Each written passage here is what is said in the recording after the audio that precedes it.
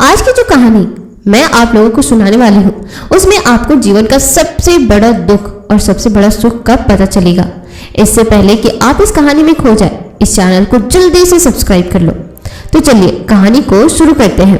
अपनी गरीबी के दिन याद करके सेठ दयानंद की आंखों में आंसू आ गए। आज उसने जीवन में सब कुछ हासिल कर लिया था। सारी सुख सुविधाएं उसके पास थी। घर में नौकर चाकर थे, हजारों लोग उसके नीचे काम करते थे जो उसकी एक आवाज पर उसके पास खड़े होते थे। लेकिन फिर भी आज सब कुछ हासिल कर लेने के बाद भी वह दुनिया में अपने आप को सबसे गरीब आदमी समझ रहा था। आखिरकार अपनी गरीबी के दिन याद करके उसकी आंखों में आंसू आ गए। उसके पास कुछ नहीं था, लेकिन तब भी वह बहुत खुश रहता था। लेकिन आज सब कुछ होने के बाद भी वह प्रसन्न नहीं है। और दुनिया में वही आदमी सबसे गरीब होता है जो सब कुछ होते हुए भी अकेला महसूस करता है। उसे एहसास होने लगा था कि धन संपदा या भौतिक सुख सुविधाएं उसकी मन की पूर्ति नहीं कर सकती। लेकिन अब तो बहुत देर हो चुकी थी। उसका पूरा जीवन बीत चुका था। अब पूरे जीवन की कमाई उसे व्यर्थ लगने लगी। उसे लगने लगा कि उसने जो कुछ कमाया वह सब यूं ही था, व्यर्थ था। यह एहसास उसे जीवन में पहले कभी नहीं हुआ था। काश उसे यह एहसास पहले हो गया होता तो वह ठहर जाता, रुक कर चिंतन करता कि जो चीज वह इकट्ठा कर रहा है वह वास्तव में इकट्ठा करने लायक चीज तो थी ही नहीं। अगर उसे यह बात पहले पता चल गई होती तो वह अपने जीवन में सार्थकता खोजने की कोशिश करता। वह उस रहस्य के बारे में खोज करता जो उसके मन की पूर्ति करता, जो उसका अकेलापन दूर करता, जो उसके जीवन को संपूर्ण बना देता। उसने अपने दोनों बेटों से कहा कि बेटा, मेरे को तो जीवन में कोई बताने वाला नहीं था, सही रास्ता दिखाने वाला कोई नहीं था। इसीलिए मैं उस रास्ते पर चलता रहा जिसका कोई अंत नहीं था।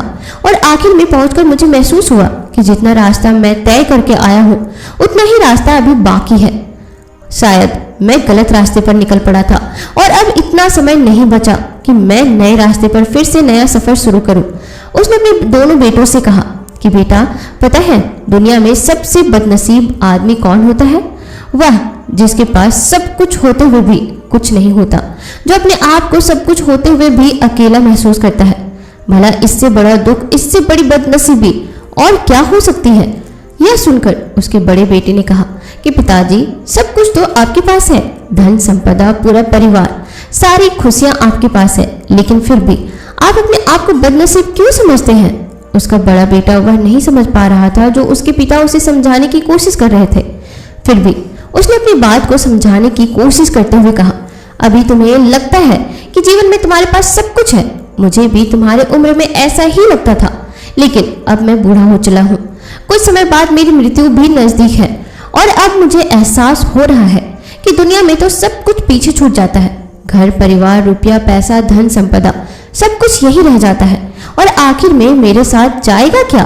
क्या मैं दुनिया में सबसे अकेला इंसान नहीं हूँ? क्या मैं दुनिया का सबसे बदनसीब आदमी नहीं हूँ जिसके पास सब कुछ होते हुए भी वह अपने साथ कुछ भी नहीं ले जा सकता?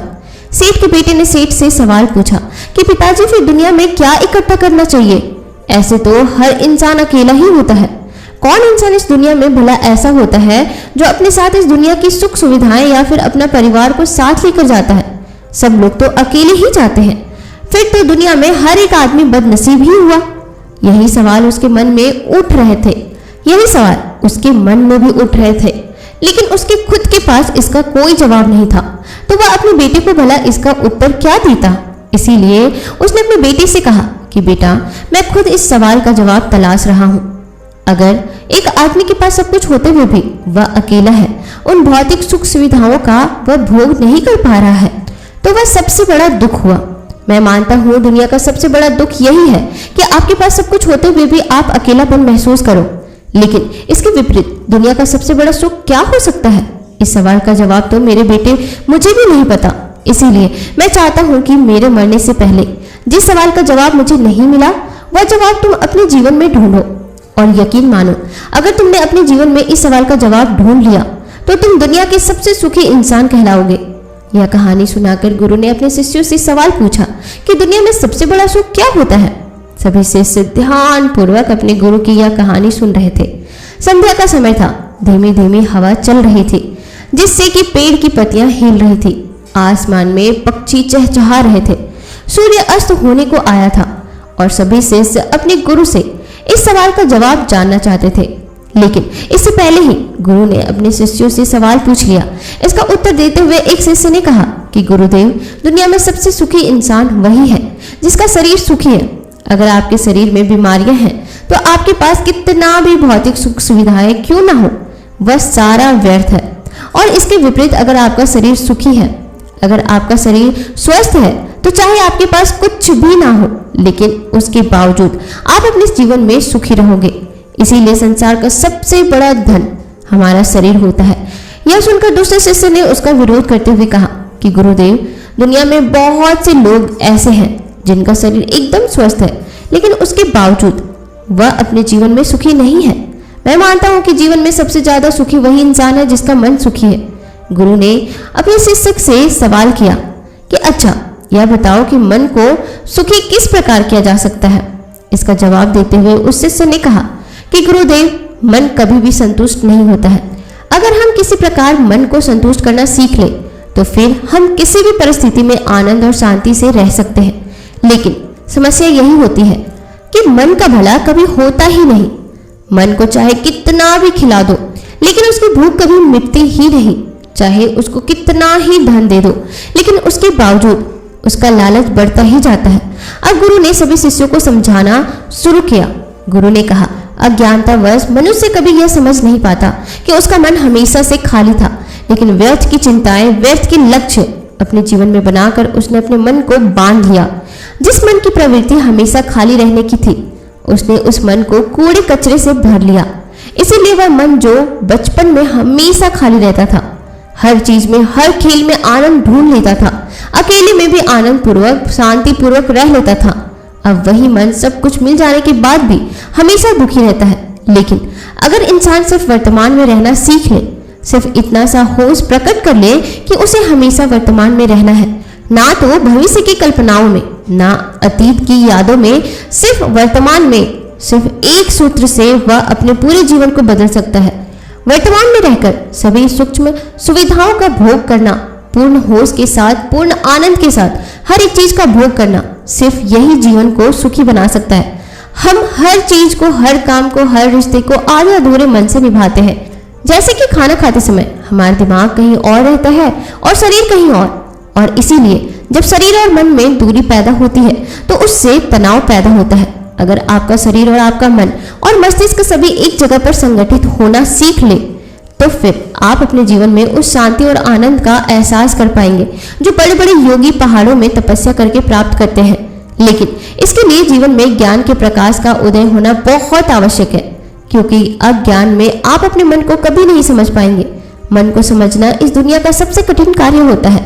अगर आप अपने मन को जबरदस्ती वर्तमान में खींच कर लाने की कोशिश करेंगे तो आप बहुत जल्दी परेशान हो जाएंगे। यह कार्य बड़ी धीरे धीरे, बड़ी निष्ठा और प्रेम के साथ किया जाता है, बड़े संयम के साथ किया जाता है।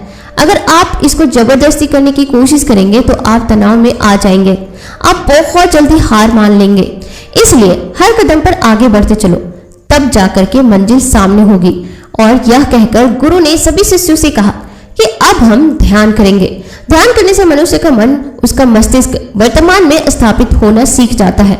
धीरे धीरे प्रतिदिन ध्यान का अभ्यास करने से वह उस आनंद और शांति का अनुभव कर पाता है जो सांसारिक वस्तुओं में कहीं नहीं मिलता, जो किसी भौतिक सुख सुविधा में नहीं मिलता। और इसके बाद सभी शिष्य अपने गुरु के साथ ध्यान में लीन हो गए। दोस्तों, मैं उम्मीद करती हूँ कि यह कहानी आपको बहुत कुछ सिखाई होगी। अगर आपको यह कहानी बहुत अच्छी लगी हो तो वीडियो को लाइक और चैनल को सब्सक्राइब जरूर कर लेना, ताकि आगे से आने वाली जितनी भी मोटिवेशनल कहानियां हो सबसे पहले आप सुन सकें। तो मिलते हैं नए वीडियो में नए कहानियों के साथ। तब तक के लिए आप अपना ख्याल रखना। और हाँ, यह कहानी उन सभी दोस्तों, परिवार वालों या घर वालों के साथ जरूर शेयर करना जिनके पास सब सुख सुविधा होने के बावजूद भी वह बहुत परेशान रहते हैं, वह खुश रहना भूल गए हैं, वह खुश दिखते ही नहीं। शायद आपके एक शेयर से किसी की जिंदगी बदल सकती है। कोई बुरा इंसान एक अच्छा इंसान बन सकता है। तो फटाफट से जल्दी से ज्यादा लोगों तक यह वीडियो शेयर कर दो।